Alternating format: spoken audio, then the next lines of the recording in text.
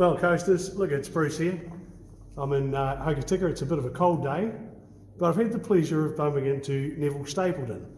Now, the Stapleton family, very, very well known on the coast. And Neville, thank you so much for talking to me. That's no trouble. Now, tell me, what's your full name? Neville George Robert. Neville George Robert Stapleton. That's correct. That's a mouthful. I know. That's why they nicknamed me Nails when I was in the Navy, because the Stapleton surname, Bent Nail. I was just going to say, did you have a nickname when you were growing up? Well, you certainly did. Whereabouts were you born? Hokitika. And who were your mum and dad? Claire and George Stapleton. And where did they live? Jolly Street, 116 Jolly Street. I know that house well. I know. I know that house well. Did your mum and dad ever tell you where they met? How did they meet each other? I think Mum and Dad met in Blenheim when he was in the Air Force during the Second World War. Okay. So, when you were born, Yeah, where was the first home you went to? Was it 116 Jolly? 116 Jolly. Goodness me. And the house that's there now is not the original house. The house that Mum and Dad had was an old gold miner's house. And so did it get pulled down? It got pulled down. Because the house there at the present time is in very good condition. Well, it's been there for a very, very long time. Well, I think I bought it off George Stapleton. That's George's my father. Oh, well, look, he was a fantastic man to deal with, and I can tell you, I would never have got into the house without his financial assistance. Oh, great. It would never have happened Goodness. because it was a fortune back then. It was $26,000. That's not my fault. So when you were a kid, Yeah. what did you do for fun in Hokitika? Tear around the Hokitika streets here playing a game that we used to call scat. What's scat? Well, down the end of Well Street there was a scout hall. And all the boys that we went to school, we all had bikes.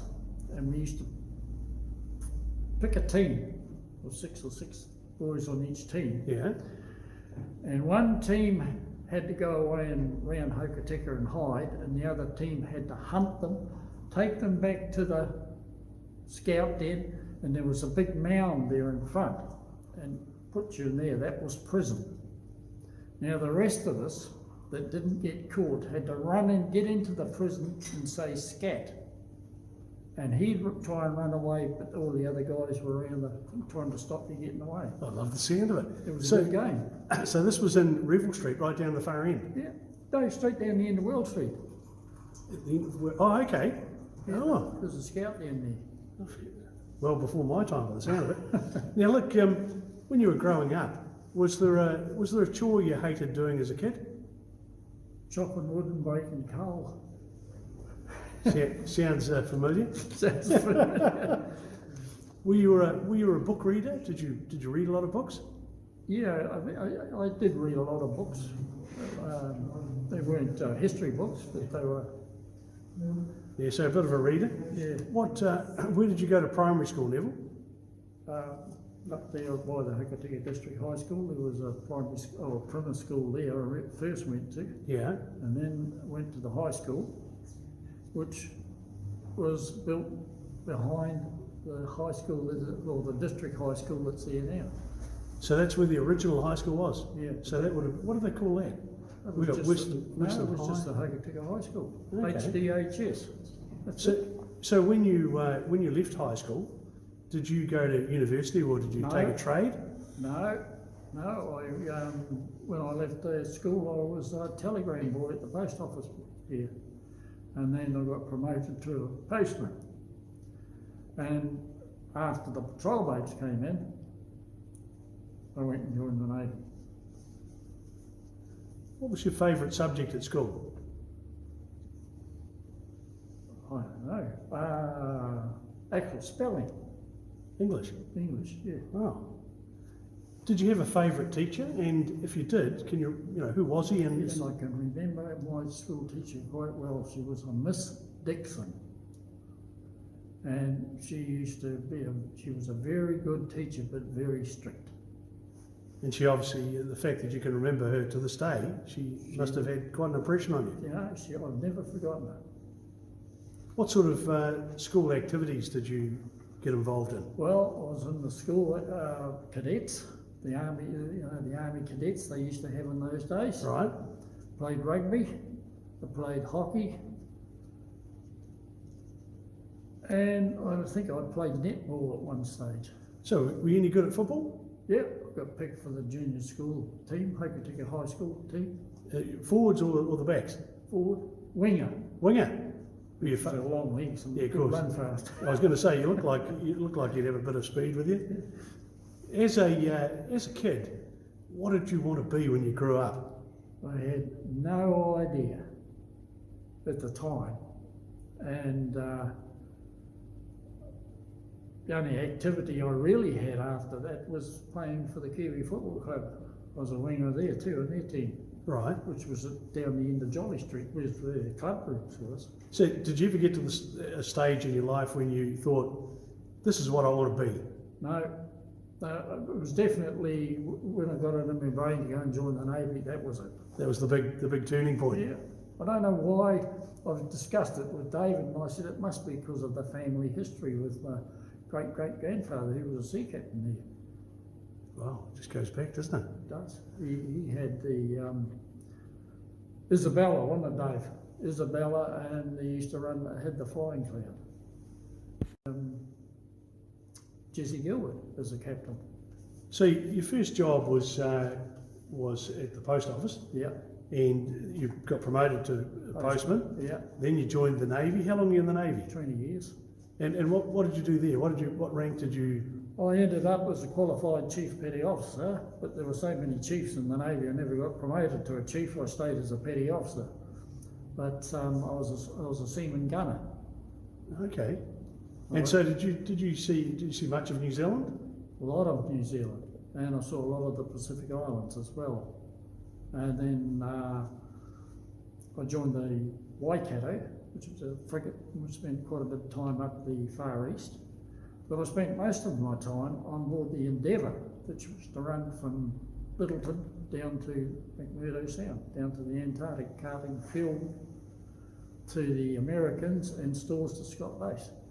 Tell me, I've interviewed 2 or 3 people that sailed south, Yeah, the seas. yeah, they were good.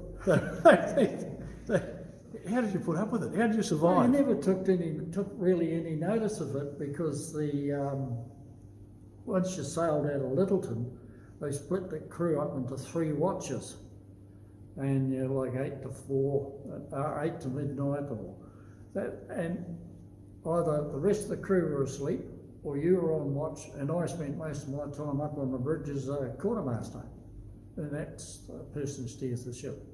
So did you get seasick? No, never got seasick. Ah, goodness me. How old were you when you retired? 79.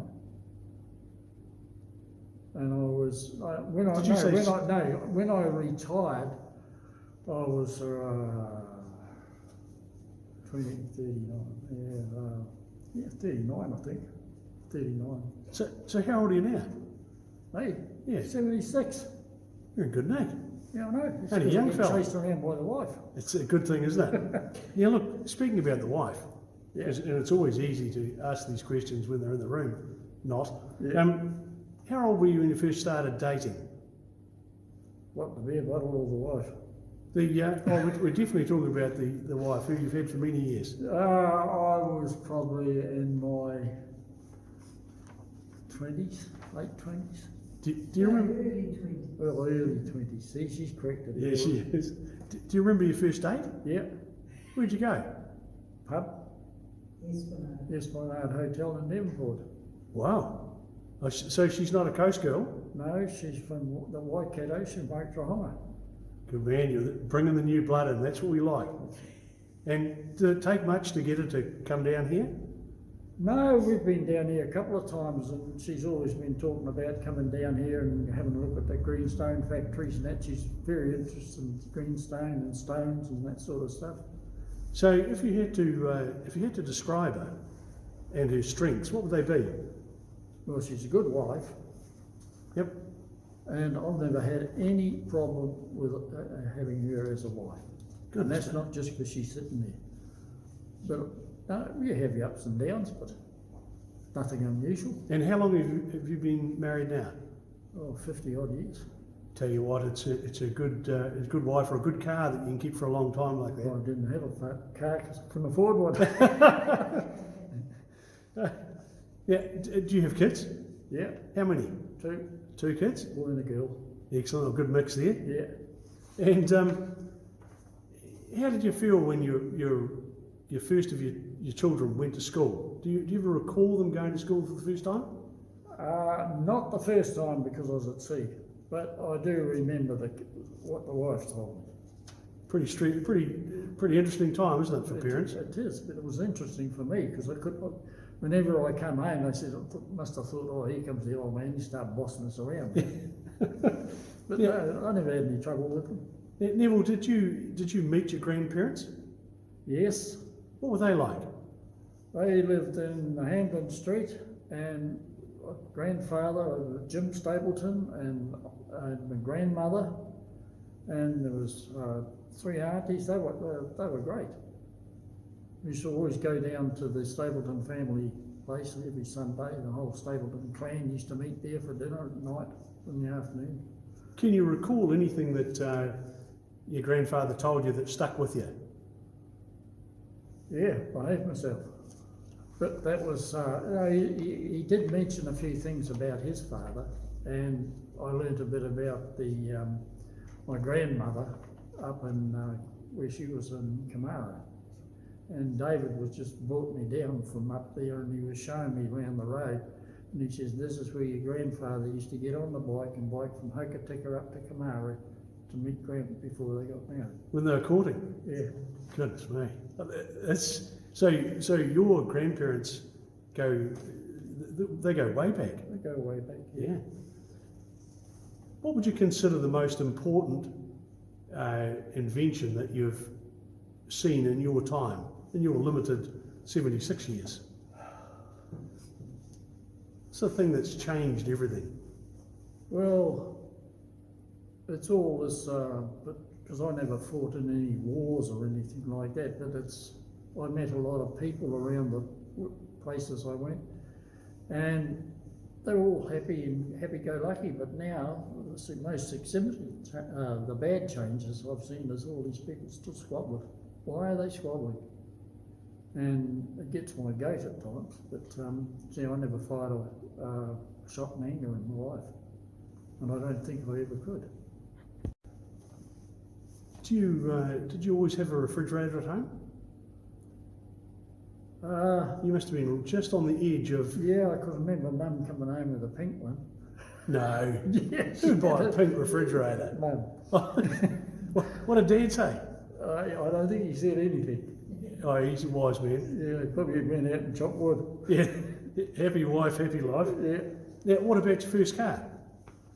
My first car was a Daihatsu, Japanese, and then I went to a V12 Jaguar. Gosh, couldn't get 2 different cars. No, and then that went back to a Daihatsu again because they were cheaper to run. Yeah. Now I'm running on a Skippy car or a Holden. No, Holden's all right. There's nothing wrong with a Holden. How's the world different today from when you were a child? You know... Oh, well, I think the world's got more grumpier, and people are always, they hardly ever talk to each other, and they just grunt at each other, and I think that's bad. Every time I watch the television and I watch what's going on around the world, I switch it off because I feel grassed off the whole lot. I don't like it. Yeah, the media, it does tend to focus on... Right out of proportion sometimes. Focus on bad stuff, don't they? Yeah, that's all they do. You never see any good stuff. During your life, can you recall a person that you become involved with in some way or another that changed the course of how you thought? Someone who changed you in a positive way, or were you always just a good guy? Well, I think it was always like I am now, and I don't think anybody that I served with or anybody that I knew, they were all good guys. That's a Good. That's a Stapleton thing. Yeah, must be. Yeah, you know, I'd go along with that. When you're at school, Yeah. how would your mate have described your sense of humour? Yeah, cheeky humour. I was going to say, you got a ready smile, you know, you seem to, if you've been like that your whole life, it's sort of... Well, if you had been interviewing some of I've just come from an Antarctic veterans reunion up in Rangiora, Yeah, and if you could have heard what the boys were saying about me to my wife, what I did at sea and all the rest of it, but it was all good humour. There were, you know, and when Brenda and I walked into the hall, there was just, they were looking at me and you could see, oh, how's that old bugger? And then they all yelled out my nickname. So, and I thought, actual fact, I thought 3/4 of the guys I met at the reunion had passed on. There's a lot of boys up in North Shore and up in Takapuna and that round there that have passed on, and there's nothing in the newspaper, and it's only word of mouth. Someone said, oh, so-and-so died. Oh, no, not another one. And you still here? And I said, yeah. well, with your family lineage, you could be around till you could be 100. Well, I've told all my kids and I've told my wife that I would like to get 100 and get a telegram from either the Queen or the King. Yeah, And I said, that suit me right down. I think it might be a king. I think it might be Yeah, too. yeah, and Brenda can open it and read it to you, Yeah, and then after that you can call it quits, call it quits. or you can stay I for don't another feel 10. like it, yeah. Hey, have you ever met any famous people, Neville? You know, I don't know, who's famous? Have you ever met anyone? Oh, Where the you one go? I met seemed to stick in my mind was the Prime Minister of New Zealand. He came on board one of the ships that I was on that was getting commissioned. Right. And he read out the commissioning ceremony, and I saluted him and shook hands with him, and that he would be. And when I was on the Waikato, when we did a royal tour around New Zealand with the Britannia, I met Prince Charles, but it was only for a second. Yeah, of course. He walked on and said, shook your hand and said g'day and was gone. So Was it'd be Prince Charles. Yeah, he'd be all right, wouldn't Yeah, he's all right. Yeah. Actual fact, he was in the Navy himself at that particular time. he? Did you ever win special awards in anything across your life for doing something unusual? Well, I don't talk about it much, but yes, I did win I won the BEM for gallantry. Goodness me, what is that? That's the British Empire Medal. Yes, they don't give them out anymore. What did you do?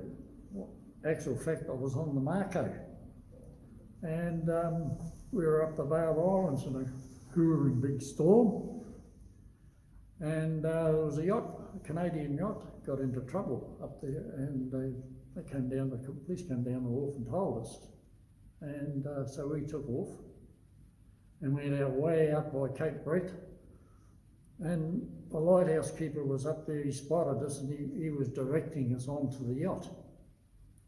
And when we got to the yacht, it wasn't all that big, so we had to get a towing line across. And none of the other guys on the crew on the ship at the time could throw the keeping line properly to throw to the yacht. And the yacht, we only had a husband and wife on it, so it was the poor old husband that had to pull the tow rope across, wrapped it round his mast, and it took us about 6-7 hours, slowly tow it back into the Bay of Islands. And it wasn't until months later that I got told That's quite an honour. to get down to the government house over in Auckland and get a tap on the shoulder and get him in the middle. And I told my mother and father, and they came up. So you'd have met the Governor General? Yes, I did. And can you remember who it was? I think it was, Back in the 60s, wasn't it? would have been Willoughby Norrie. 50 years ago. Was a pirate or Blundell? Eh? Was a pirate or Blundell? Might have been pirate. Well, you've certainly done something that most of us will never get the chance to do. A great honour. In your time wandering around, and you've obviously, you're well travelled, you've been around all sorts of places. Was there ever anywhere you found where you went, gee, this is really me. This is a special place.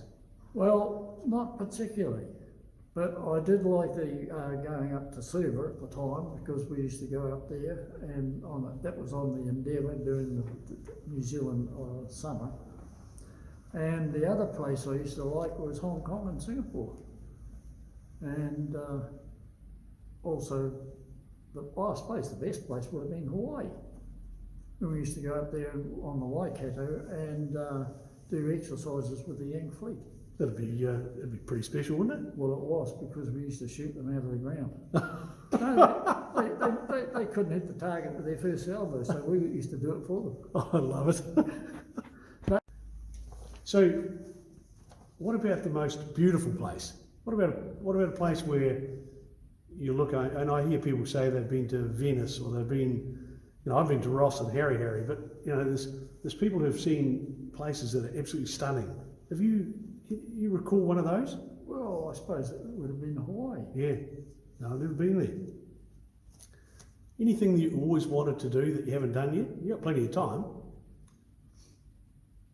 I haven't thought about it, to tell you the honest truth, that I've wanted anything else to do. I guess I've slowed down a bit from being in the Navy and calmed down a bit, and I'm not looking over the horizon all the time. Do you still jump out of bed in the morning? Yeah, ask her. I'm still awake. I still wake up at 6 o'clock in the morning. Oh, I love it. Up past 5, 6 o'clock, and I'm trying to break the habit, but it won't go. Yeah. No, don't ever lose it. No.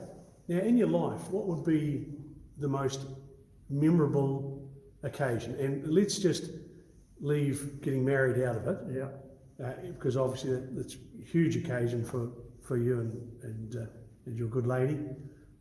What's the most memorable occasion outside of that? Well, I would say that it was being able to be lucky to cruise around the places that I went to and see all these different places which if I stayed in Hokitika I would never have seen again. Would never have seen them. Probably still delivering mail around Neville Street. So the Navy was good for you, wasn't it? It was. And you still have a lot of Navy mates? I still got heaps of Navy mates, and I thought we were all passed on, but they haven't. Well, they might be like you, they're just not prepared to leave. No, now, what we've got, there'll be a lot of young ones who'll be watching this over the next several years, because these things don't go away. Is there a lesson in life that you could convey to them that will have an impact on them? What's an important lesson? The first thing I learnt was when I joined the Navy to obey the last order. And I asked the question once, and I passed it on when I was an instructor to all the other young sailors. I says, when I give an order, you obey it. And they said, why? And I said, well, if you're out and somebody was shooting at you, and I said, duck, would you duck or ask the question? And that is one thing that I've always stressed. That's a great lesson. Obey the last order. Yep. And when you're told to duck, duck, don't ask questions, duck. Now there are young ones out there. There's a great bit of advice. Tell me, were there any things that, did you ever have a vehicle accident, a plane accident, a boat accident? You had a pretty good life. I did. What would you say is the secret to having a happy, successful life like clearly you've had? Well, I would say that the best thing and the happiest thing I've got was getting married, having a family, and having all the good mates around me. It's a big combination, isn't it? It is, and I always get quite disappointed when I find one of my mates has passed on, and I always get a surprise when I find there's one still alive. Do you have any grandchildren? Oh, 15 or something. Oh, stop it. Have you really? There's a great grandchildren. We've got 1, 2, 3, 5 grandchildren, and the rest are great grandchildren. Wow. Sorry, 6. Did you notice that when the grandchildren started to come along, the depth of, and the only thing I can describe it as is love for your grandchildren, which is different to what you had for your children. Did you find that? It was different. Yeah, I found that too. I found that it was quite different because I always enjoyed being with them. Whereas with your family, well, you're always telling them to do this and do that. Well, and you're busy, you know, you're younger, you're making money to try and pay for the house, you got to buy the food every week. And but I was surprised by the intense feeling of love that when the grandchildren started to come along. That's right. And when they come up, when they see the car come into their backyard, all the grandkids come screaming out and yelling, "Grandma and Granddad's here," or "Nana and Papa's here." And the boys come to me and the girls go to her. They must have all gone to the same school. Yeah. But no, they're all good kids. Well, Neville, to all those coasters out there that are watching this, this is Neville Stapleton. He's had a really interesting life. I caught him by accident today in Hokitika and took the opportunity to sit down and have a chat with him. Now you can see, if you want to see the full interview, go to the Coasters Club, type in Neville Stapleton, a coaster, and it'll come up, it'll be there forever. And this series will be played over 6 interviews. It'll actually be into July before it plays. But Neville, thank you so much for taking the time. Pleasure. I know that it's a bit of a surprise to you. It is. I think David probably had it worked out. He always has it worked out. He's ahead of it. He's ahead of us and sits there and smiles and nods and thank you so much from the RSA and from Hokitika for thinking of us when you donated the what do you call them? The round thing? Ships, the Pioneer Marco ship plaques. Ship plaques. That's it. Thank you so much. The crests of the ships. And you look after yourself, and we'll catch you later. Yeah, sure. All right.